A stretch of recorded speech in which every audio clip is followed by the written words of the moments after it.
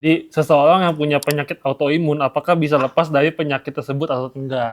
Jadi autoimun itu ada yang dinamakan remisi. Orang-orang atau pasien dengan autoimun itu tidak bisa sembuh total.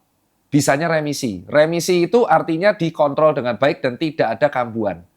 Nah, remisinya itu bisa dua, remisi dengan obat atau remisi tanpa obat. Ya, jadi namanya autoimun itu secara harafiah bukan ya, secara awam adalah tubuh kita itu tidak bisa mengenali mana yang harusnya jadi kawan, mana yang harusnya jadi lawan. Ya akhirnya karena tubuh kita nggak bisa mengalami hal itu, mengenali, akhirnya dia justru mengira tubuh manusia ini jadi lawan dan kawan. Nah otomatis karena tentaranya mengira orang manusia ini yang harusnya klien malah jadi lawan, ya jadinya diserang terus.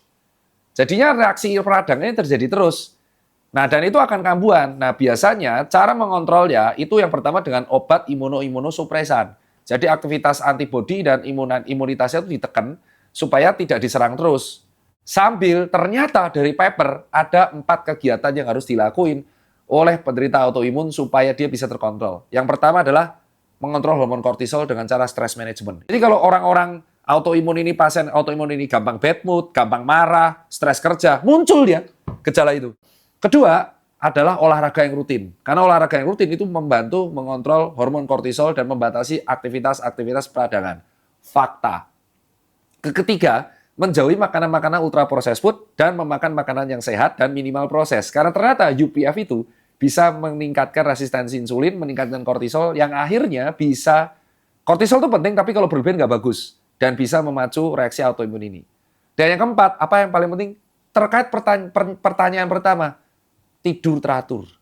Karena ternyata tidur teratur itu mengatur sistem metabolisme biologis tubuh, terutama hormon, supaya stabil. Kalau dia udah hobi begadang terus, itu membuat peradangannya nggak kelar-kelar, dan autoimunnya akan terjadi.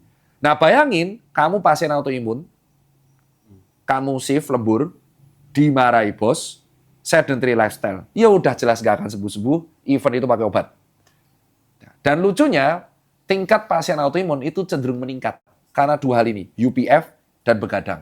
Maka buat teman-teman sekalian, seleksi makanan yang masuk ke dalam tubuh kalian, terutama yang mengandung ultra processed food. Semoga buat teman-teman pasien autoimun dimanapun Anda berada, jangan patah arang, ya. Selalu ikuti prosedur pengobatan dari dokter Anda, ya, dan selalu ikuti 4 hal ini tadi yang sudah saya sebutin.